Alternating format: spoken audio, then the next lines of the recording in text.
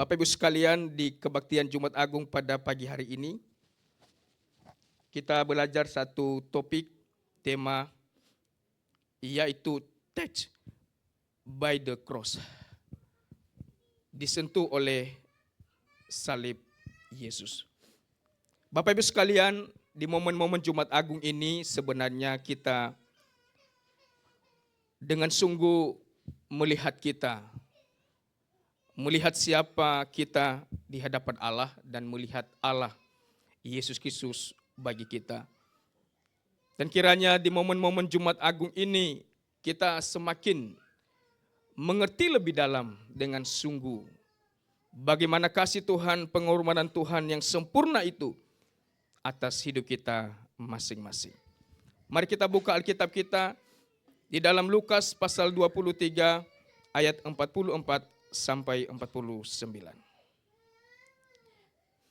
Lukas pasal 23 ayat 44 sampai 49. Mari kita bacakan ayat ini secara bersama-sama karena hanya beberapa ayat saja kita baca bersama-sama. Injil Lukas 23 ayat 44 sampai 49.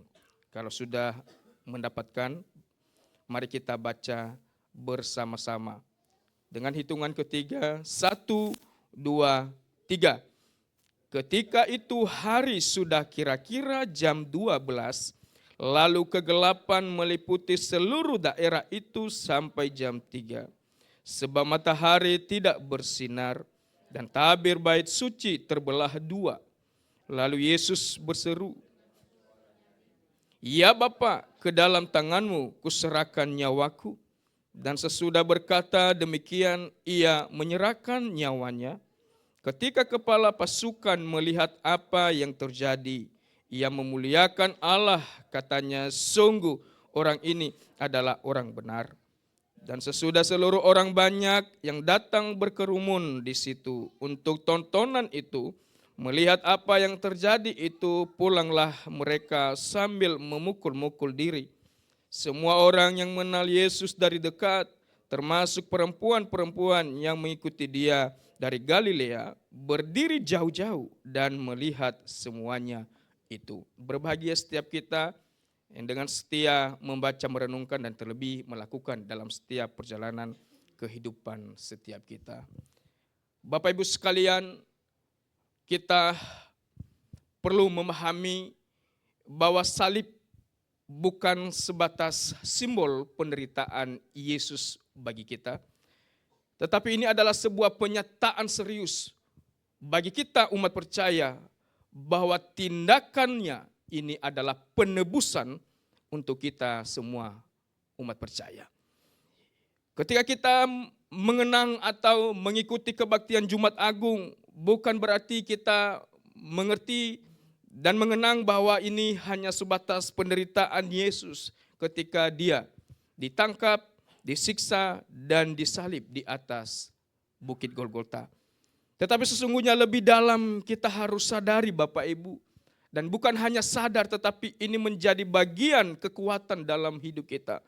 Bahwa ini bukti Yesus cinta bagi kita. Ini adalah Yesus benar-benar sayang bagi kita semua. Salib adalah bukti Yesus cinta bagi kita. Sehingga dia menebus kita umat pilihannya. Kalau kita lihat Bapak Ibu yang dikasih oleh Tuhan di dalam Yesaya pasal 53 ayat 3-7, sebenarnya Yesaya ini satu pasal kita baca, tetapi saya baca di ayat 3 sampai ayat 7 saja. Bagaimana penyataan tindakan penebusan Allah bagi kita umat percaya. Di dalam Yesaya pasal 53 ayat 3 begini firman Tuhan. Ia dihina dan dihindari orang, seorang yang penuh kesengsaraan dan yang biasa menderita kesakitan. Ia sangat dihina sehingga orang menutup mukanya terhadap dia, dan bagi kita pun dia tidak masuk hitungan. Tetapi sesungguhnya penyakit kitalah yang ditanggungnya, dan kesengsaraan kita yang dipikulnya. Padahal kita mengira dia kena tulah, dipukul dan ditindas Allah. Tetapi dia tertikam oleh karena pemberontakan kita. Dia diremukkan oleh karena kejahatan kita. Ganjaran yang mendatangkan keselamatan bagi kita ditimpakan kepadanya. Dan oleh bilur-bilurnya kita menjadi sembuh. Ayat 6.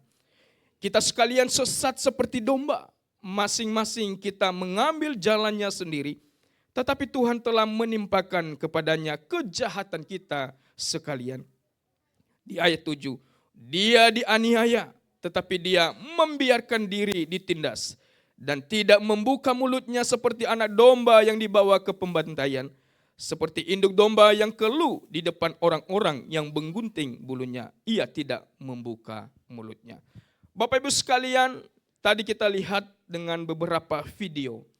Dari awal ketika di Taman Getsemani sampai dia dipaku, disalib di Golgota. Sungguh mungkin kita terharu, mungkin kita sedih. Sesungguhnya lebih dari itu apa yang dialami Yesus 2000 tahun yang lalu. Tetapi video-video ini sangat membantu kita. Sesungguhnya kita melihat gambaran bagaimana Yesus dengan sungguh, dengan setia sampai mati.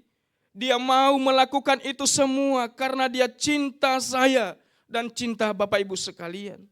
Supaya kita mengerti bahwa sesungguhnya kita bukan apa-apa tanpa perjalanannya di salib itu. Untuk itu Bapak Ibu sekalian, bahwa sesungguhnya kita yang dibinasakan, kita yang disalib, kita yang menjalani perjalanan salib yang kita lihat tadi. Sesungguhnya kita di sana. Tetapi kita melihat bahwa anak tunggal Bapa, Yesus Kristus merelakan dirinya untuk menggantikan menjalani perjalanan salib itu demi dia cinta kita sekali lagi. Dia sayang kita semua. Dia peduli bagi kita semua.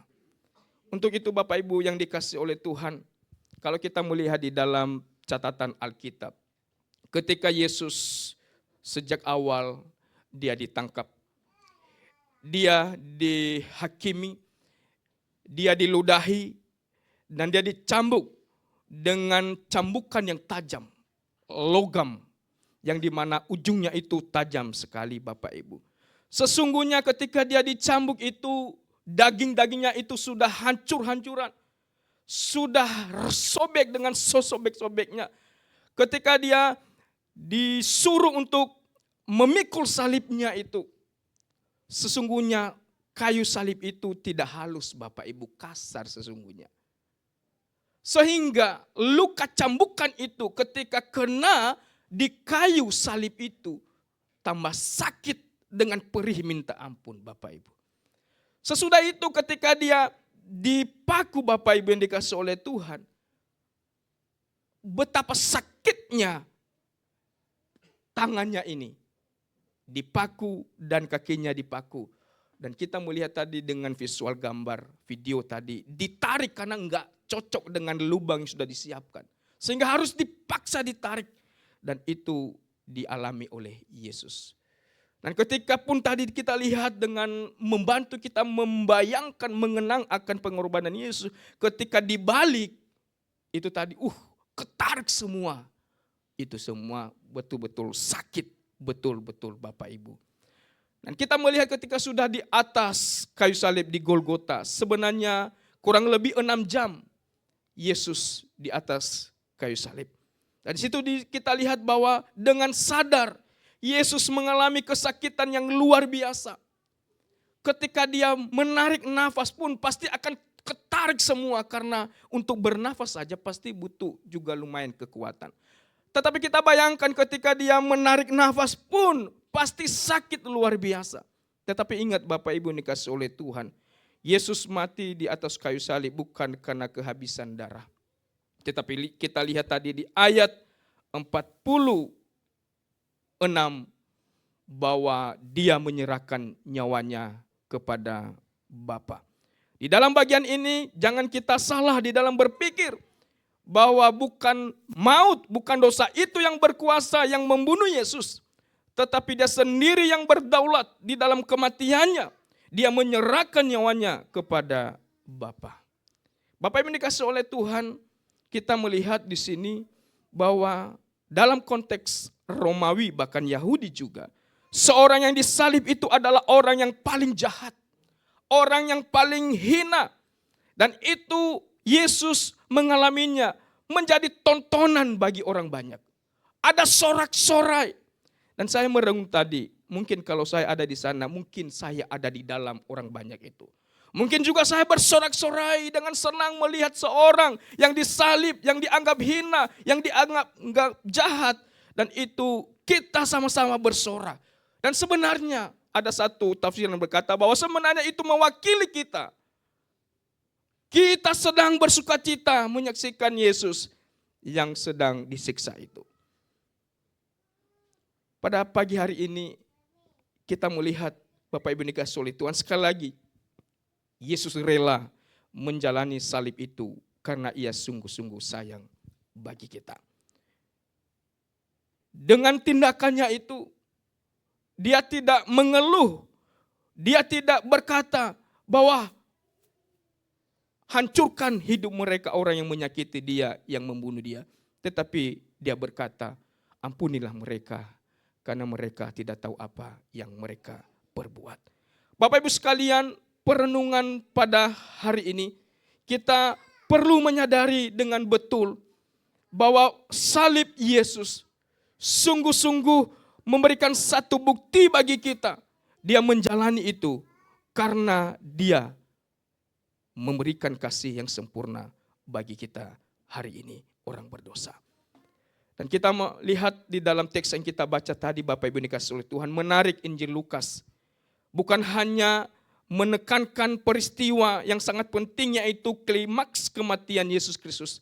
Tetapi Lukas juga memberikan satu perhatian khusus bagi kita, yaitu dia memberikan satu tindakan dari orang-orang yang melihat penderitaan Yesus. Di situ dicatat tadi bahwa ada beberapa respon yang akan terlihat dari apa yang terjadi dalam kehidupan Yesus Kristus. Nah, nanti kita akan melihat Bapak Ibu dikasihi oleh Tuhan, mungkin kita ada di beberapa respon itu dan kita akan merenungkan bersama-sama. Tetapi kita masuk di dalam ayat 44 tadi, Bapak Ibu yang dikasihi oleh Tuhan. Di situ dikatakan bahwa ketika itu hari sudah kira-kira jam 12, lalu kegelapan meliputi seluruh daerah itu sampai jam 3, sebab matahari tidak bersinar. Sesungguhnya di jam-jam tersebut sebenarnya matahari lebih kencang, lebih terang. Tetapi ini terjadi sebuah peristiwa yang luar biasa. Malah terjadi kegelapan meliputi seluruh daerah itu.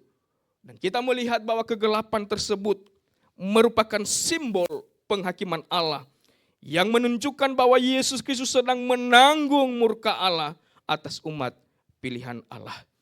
Di situ kita lihat bahwa Yesus menanggung segala murka Allah atas umat pilihannya. Dia yang menggantikan kita, Bapak Ibu yang dikasihi oleh Tuhan. Untuk itu tanpa salib, manusia tetap berada dalam kegelapan kebinasaan. Kegelapan ini mengingatkan dan menyadarkan setiap kita hari ini bahwa dosa adalah membawa pada penghakiman yang pasti. Dosa itu akan dibinasakan, dosa itu pasti dihakimi. Tetapi kita melihat Yesus Kristus menanggungnya bagi kita, umat pilihannya. Bersyukur Bapak Ibu yang dikasihi oleh Tuhan. Sekali lagi bersyukur bahwa Yesus menggantikan kita. Yesus mengambil peran untuk menggantikan kita dalam penyaliban ini. Sesungguhnya kita yang berdiri di atas Golgota itu.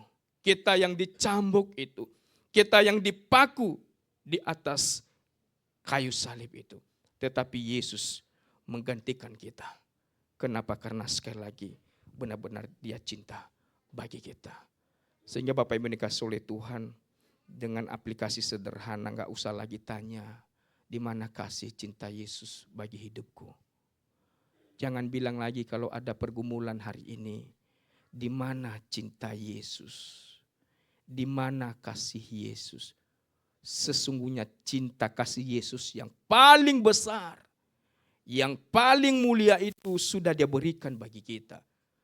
Inilah saatnya, inilah waktunya kita melihat bahwa kasih-Nya itu sungguh-sungguh ada bagi kita dan nyata dan sudah terjadi bagi kita. Sehingga di dalam perjalanan pergumulan kita sekali lagi jangan lagi berkata,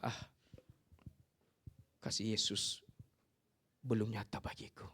Bapak Ibu dikasihi oleh Tuhan, saya mengajak kita untuk membuka pikiran hati kita bahwa kasih yang lebih besar sudah kita terima. Dan tidak sebanding penderitaan Yesus dengan penderitaan hari ini. Mungkin kita coba bandingkan, apa sih sebenarnya penderitaan pergumulan kita yang begitu berat sampai kita menghujat Dia. Apalagi sampai kita meninggalkan Dia. Apalagi sampai kita tidak mau memuliakan, memuji namanya. Apa sih penderitaan yang begitu sebanding dengan penderitaan Yesus? Sesungguhnya tidak ada, Bapak Ibu. Untuk itu tidak ada alasan sebenarnya untuk kita tidak bersyukur kepada Tuhan. Tidak ada alasan untuk tidak semakin dalam mencintai Yesus sebenarnya. Tidak ada alasan karena Yesus sudah melakukan yang terbaik bagi kehidupan setiap kita. Bapak Ibu yang dikasihi oleh Tuhan, bahwa di dalam hal ini sekali lagi bahwa Yesus sudah menanggung. Kebinasaan dosa itu sudah terkalahkan karena Dia sudah disalib di atas bukit Golgota. Selanjutnya Bapak Ibu yang dikasihi oleh Tuhan, kita melihat di ayat 45b, di situ dikatakan bahwa dan tabir bait suci terbelah dua. Tabir melambangkan pemisahan antara Allah yang kudus dan manusia berdosa. Kalau kita lihat di bait Allah bahwa ada ruang kudus, ada ruang maha kudus. Sehingga pada zaman itu perjanjian lama ada pemisah. Adalah jemaah atau orang-orang biasa yang bisa masuk di ruang kudus itu. Bahkan ada di pelataran di luar, tidak boleh masuk di dalam ruang kudus. Hanya imam-imam saja. Karena yang ada di maha kudus itu adalah kehadiran kemuliaan Allah sendiri. Bapak Ibu dikasihi oleh Tuhan, tetapi dengan kematian Yesus di atas kayu salib itu semua dihancurkan. Sehingga tidak ada pemisah lagi antara manusia dengan Allah sendiri. Bapak Ibu dikasihi oleh Tuhan, terbelahnya tabir menunjukkan bahwa akses kita dengan langsung hari ini kita bisa berelasi, bisa dekat dengan Allah kita. Kenapa? Karena itu sudah dibuka melalui kematian Yesus Kristus. Bapak Ibu dikasihi oleh Tuhan, untuk itu tidak lagi jauh Allah bagi kita. Untuk itu Dia harus, bukan harus, tetapi Allah itu selalu ada bagi kita. Dan kita yang sesungguhnya sadar bahwa kita dengan Allah tidak ada pembatas lagi. Tetapi kita sudah dekat. Kita sudah punya akses yang langsung dengan Allah. Tidak melalui imam lagi. Ya, tetapi kita langsung bisa bersekutu dengan Allah kita.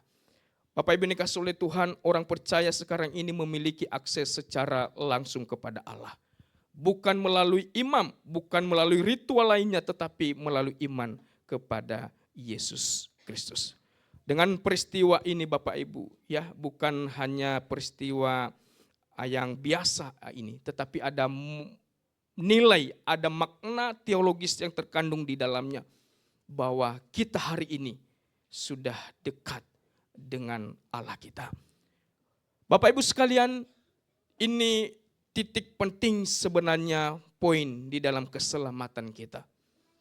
Terkadang di dalam pemikiran kita bahwa maut itu lebih berkuasa atas kematian Yesus.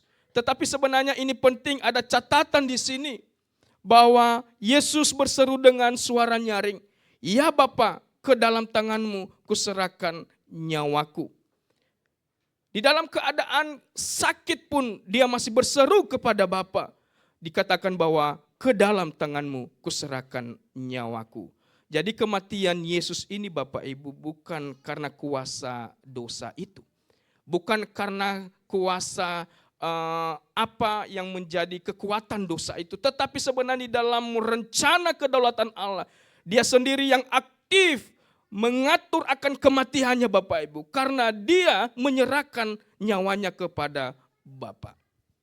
Jadi penting bagi kita hari ini bahwa Yesus mati bukan karena kuasa dosa kita, bukan karena kuasa maut, tetapi sesungguhnya Dia berkuasa di atas dosa maut itu sendiri. Dan ini penting karena terkadang terbalik pemikiran kita. Wah, hebat ya, dosa itu bisa membunuh Yesus. Dosa itu, maut itu bisa membunuh Yesus. Tapi sesungguhnya Bapak Ibu dikasih oleh Tuhan, kalimat ini penting, bahwa ke dalam tanganmu kuserahkan nyawaku. Menunjukkan kesadaran penuh bahwa kedaulatan Kristus di dalam kematiannya. Kematiannya ini aktif. Dia yang mengatur sedemikian rupa, itu bahasa teologisnya. Yesus tidak kehilangan nyawanya tetapi menyerahkannya secara sukarela. Menyerahkan ke tangan Bapa. Kematian Yesus sekali lagi adalah tindakan aktif, bukan pasif. Yesus mati sampai selesai dengan ketaatan penuh kepada Bapa. Untuk itu Bapak Ibu dikasih oleh Tuhan, orang percaya dipanggil untuk hidup dalam penyerahan total kepada Allah. Bahkan dalam penderitaan sekalipun kita pun dipanggil untuk berserah total kepada Allah Sang Pemilik hidup kita. Di balik segala peristiwa ini Bapak Ibu yang dikasih oleh Tuhan, ternyata ada beberapa respon yang terjadi pada waktu itu. Beberapa respon yang muncul dari peristiwa penyaliban Yesus. Ada yang percaya, ada yang menyesal tetapi sepertinya pura-pura menyesal. Ada yang tidak berubah padahal sudah menyaksikan. Padahal kita sudah melihat dengan kasat mata kita, dengan visual yang membantu kita. Tetapi firman Tuhan dengan terus terang bahwa sungguh-sungguh Yesus mengalami penderitaan itu. Tetapi tetap ada respon begini. Ada yang percaya, ada yang menyesal tapi pura-pura, aduh kasihannya. Tapi pulang ini lakukan dosa lagi. Sakiti hati Tuhan. Ada juga tetap tidak berubah, sama aja wes, memang saya ditakdirkan seperti ini, saya hidupku seperti ini. Bapak Ibu dikasih oleh Tuhan, sentuhan salib sesungguhnya ada perubahan, ada pertobatan di dalam hidup kita. Amin. Kalau saya tanya, respon kita ketika kita menyaksikan tadi visual video ini, respon kita apa Bapak Ibu di 3 ini untuk sementara? Kita coba kasih tanggapan. Harusnya kita percaya ya. Atau kita menyesal, aduh sedih ya. Tapi ya habis ini ya itu tadi. Ya sudah. Atau ya itu urusan Yesus. Dia mengalami itu ya dia sendiri yang mengalami kok. Saya ya cukup bersyukur sudah diselamatkan. Tapi hidupku seperti ini. Ya tidak ada perubahan. Ya seperti itu saja. Bapak Ibu dikasih oleh Tuhan, kita melihat dengan cepat. Di ayat 47 tadi bahwa ada kepala pasukan Romawi yang sungguh-sungguh dijamah Injil itu. Dengan satu pengakuan dalam mulutnya. Dia berkata bahwa sungguh orang ini adalah orang benar. Ini mengakui dan percaya. Saya coba melihat dan membaca tafsiran-tafsiran. Ini kepala pasukan ini betul-betul dari hatinya. Benar-benar dia berkata bahwa sungguh orang ini benar. Tidak ada kesalahan, tidak ada celah dari apa yang dialami oleh Yesus. Dan kepala pasukan Romawi ini benar-benar mengaku dan percaya. Artinya adalah bertobat Bapak Ibu. Ini respon yang pertama ketika kita terus menghayati akan pengorbanan Kristus, maka sesungguhnya pertobatan terus terjadi di dalam hidup kita. Benar-benar tahu bahwa Tuhan betul, Engkau menderita betul dalam hidupku. Dan hari ini apa yang menjadi dosaku, apa yang menjadi kelemahanku, saya hari ini mengaku dan saya mau berubah dan bertobat. Seperti kepala pasukan Romawi ini Bapak Ibu dikasih oleh Tuhan. Dan inilah pekerjaan Injil itu, menjamah setiap orang yang dikehendakinya. Dan salah satunya kepala Romawi ini, pasukan Romawi ini, benar-benar dia berkata, sungguh orang ini adalah benar. Dan saya harap juga bagi kita keluar pernyataan ini. Sungguh Yesus orang benar bagi hidupku. Ada perubahan Bapak Ibu ini kasih oleh Tuhan. Ada pertobatan bagi kita.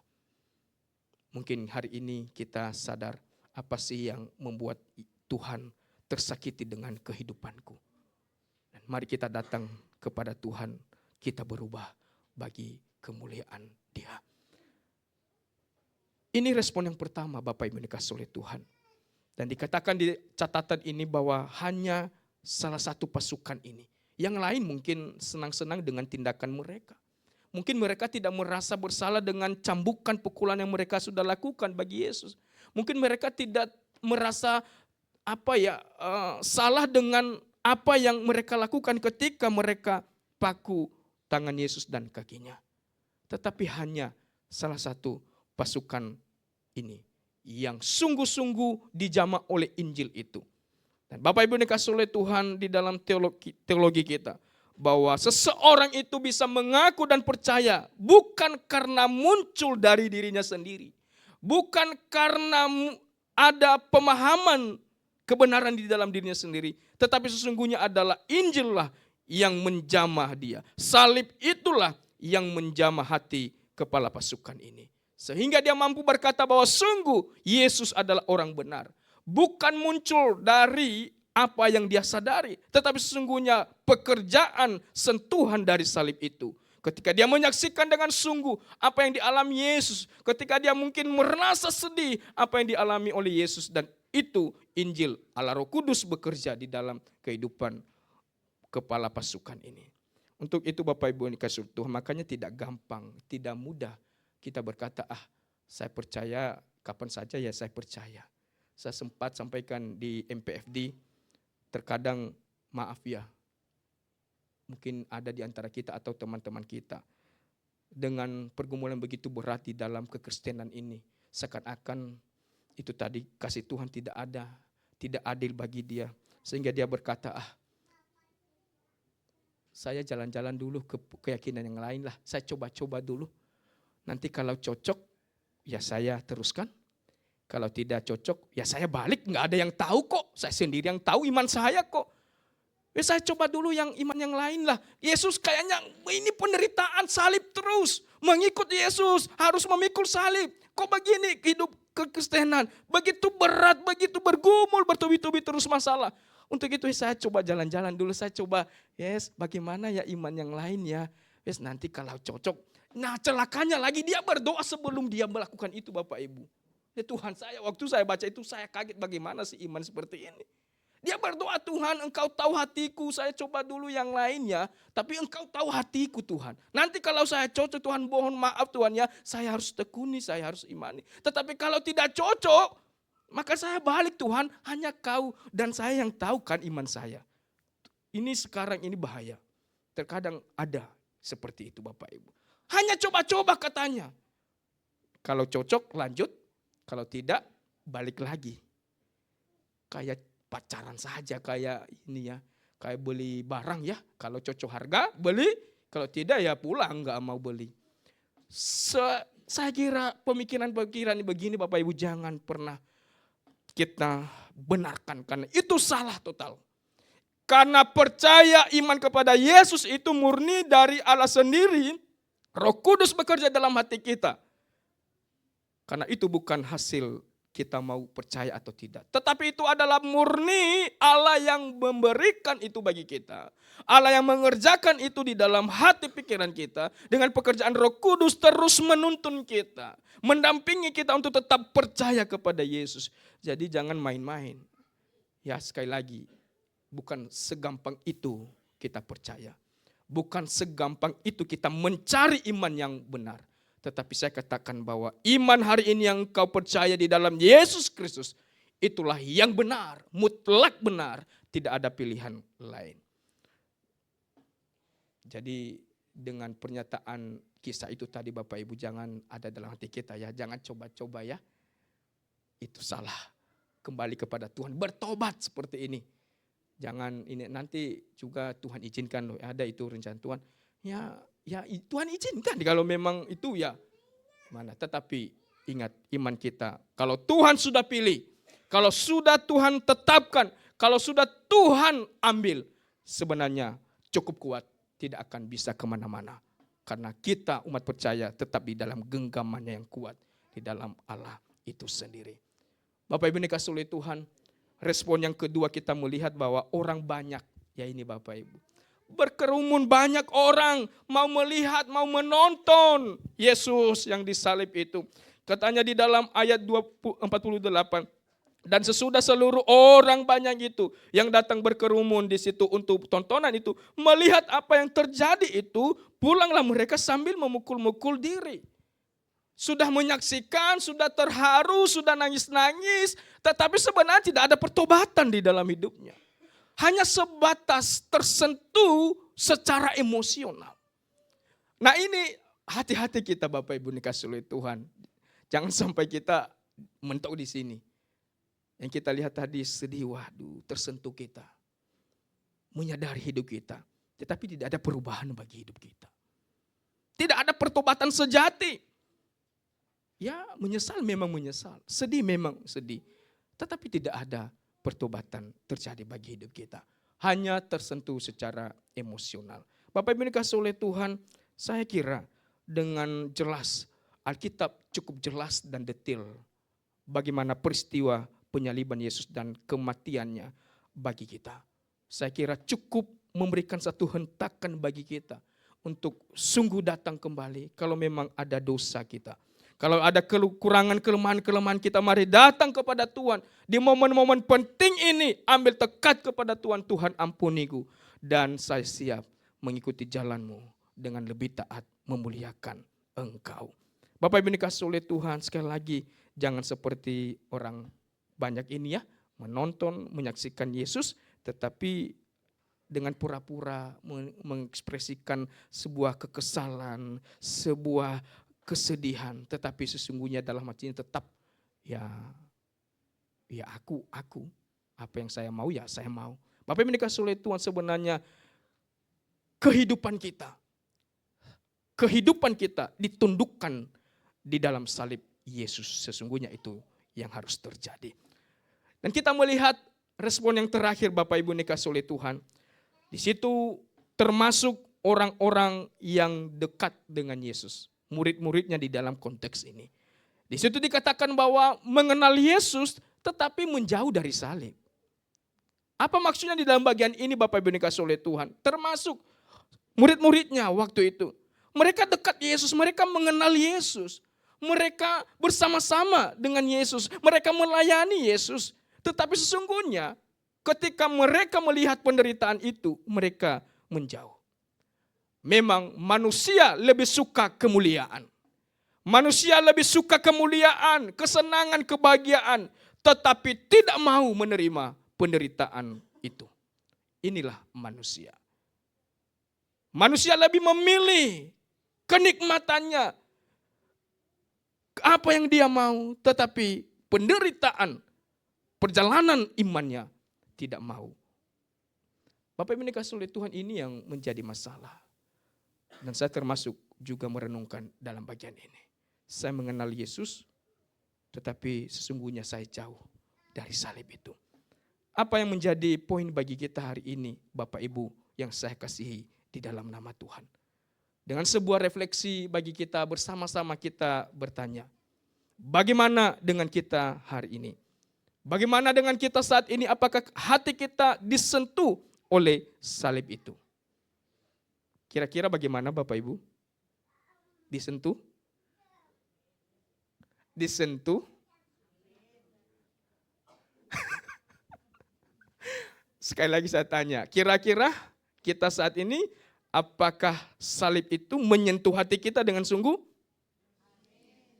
Puji Tuhan, lumayan ya. Tapi harus diulang lagi, ditantang lagi Bapak Ibu ya. Yang kedua, sekali lagi ada pertanyaan bagi kita. Coba pastikan lagi. Apakah betul-betul disentuh oleh salib sehingga ada pertobatan dan percaya? Amin. Sungguh disuruh kita pastikan lagi. Apakah betul-betul disentuh oleh salib sehingga ada pertobatan dan percaya? Bapak Ibu yang dikasihi oleh Tuhan, diberikan catatan bagi kita sekalian. Perlu kita waspada bahwa terkadang seseorang hanya tersentuh secara emosional, tidak dengan sungguh-sungguh. Buktinya tidak ada perubahan dalam kehidupan yang lama. Ini menjadi persoalan dan kita harus waspada. Di dalam kesempatan ini Bapak Ibu yang dikasihi oleh Tuhan, saya tantang kita. Kalau sungguh-sungguh salib menyentuh kita, mari datang kepada Tuhan, doakan apa yang perlu kita tinggalkan, apa yang perlu kita ubahkan. Doakan kepada Tuhan dan ambil komitmen.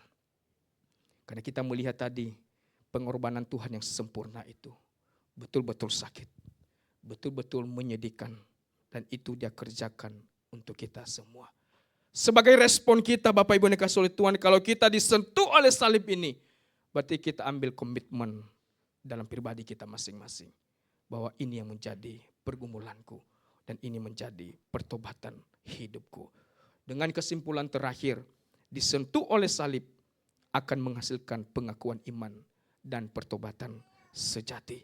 Bapak Ibu yang dikasihi oleh Tuhan, mari bersama-sama dengan sungguh-sungguh kita melihat diri kita. Apa sih yang menjadi hal yang membuat kita perlu disentuh oleh salib itu. Dan mari kita datang kepada Tuhan dengan komitmen, dengan mengaku kepada Tuhan, dengan sungguh-sungguh datang kepada Yesus Kristus. Terjadi pertobatan sejati itu.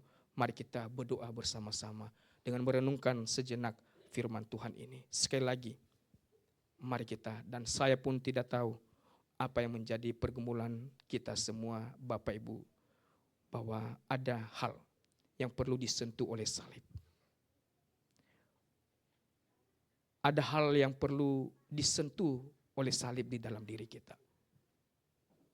Mungkin melalui pikiran kita, mungkin sikap kita, mungkin perasaan kita, mungkin apapun Tuhan.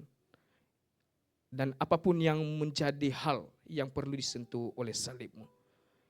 Ini kami semua jemaat-Mu, kami datang dengan mengambil komitmen. Bahwa salib-Mu itu cukup berkuasa untuk memulihkan kami. Dan mari Bapak Ibu jemaat ambil sekali lagi tekad dan komitmen. Di titik inilah aku harus berubah. Di titik inilah aku harus bertobat. Karena di momen ini memang kita harus bertobat bagi Tuhan. Saya memberikan waktu untuk berdoa secara pribadi kepada Tuhan.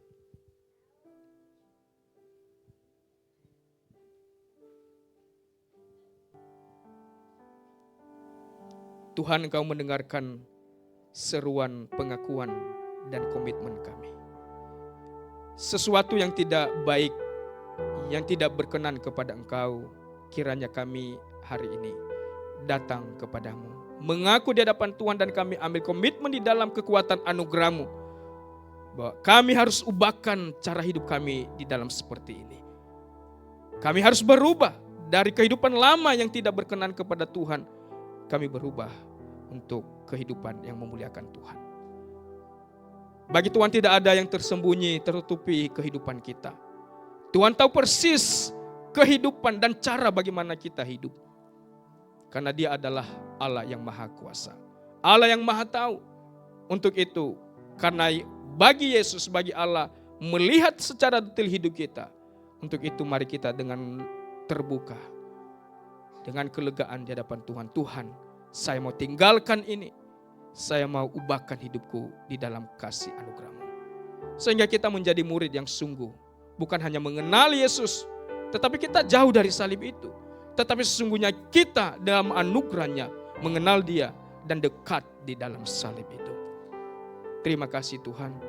Kami sudah mendengarkan firman-Mu dan kami percaya setiap doa-doa kami, pengakuan kami, kiranya Tuhan menolong memampukan kami menjadi anak-anak-Mu yang sungguh-sungguh taat, cinta dan setia kepada Tuhan.